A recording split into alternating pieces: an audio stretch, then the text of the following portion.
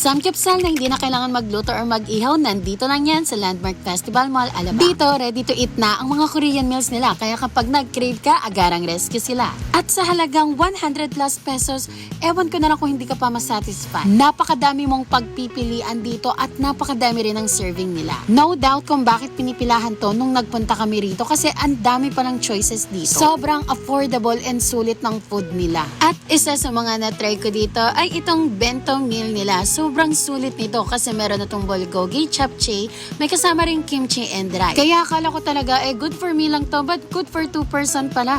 Ang flavorful pala ng japchae dito kaya nasasama ko na rin siya pati sa rice. Samahan mo pa ng kimchi na patok talaga sa panlasa ko kasi ang sarap at maanghang-anghang pa. Ano ba yan, nag-edit lang, nagugutom pa. Akala ko good for me, good for 2, good for 3 person pala ito kaya sulit ang bento meal nila. Isa naman sa bestseller nila ay itong beef salt bowl. Sobrang sulit and affordable din ito. As you can see, mas marami yung veggies dito kaya mas balance yung food mo. Pag pinagsama-sama mo ang pagkain nito, sobrang sarap talaga na para bang melted kahit walang cheese. Cherry, agoy, busog. Next, yung chicken poppers naman. O diba, napakarami. Ilang balls yan? So dami yung balls, akalain mo bang 100 plus pesos lang yan? Sa iba, 5 lang yan. Charo. Dito sa part na to, iniisip ko talaga kung anong kalasa niya. Pero dahil wala tayong isip, di ko na iniisip.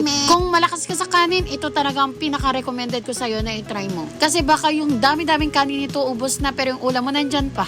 At least, hindi ka na mag-extra rice. Magkano din yun, ha? And my favorite part, yung tteokbokki nila. First time ko lang pala mag-try nitong dessert na to. And perfect, as you can see, ang sarap daw. Yes, masarap. So, nakailang ulit pa ulit ako dyan. Pero syempre, i-upcam na natin kasi sobrang busog talaga. Di halata, di ba? Halatang halata na. So, dahil customer satisfied here, syempre bumili pa ulit ang auntie nyo. Cute ng nimble gogi. At di ko nga akalain ba, nakakainin agad namin sa konting lakad lang, aba ginutom si Made. Ito nga pala yung tteokbokki mango flavor nila. Ang sarap din nito. Lasap yung mango. One yung egg roll na may crunchy carrots and my favorite yung japchae. So busog na talaga. So let's go home na.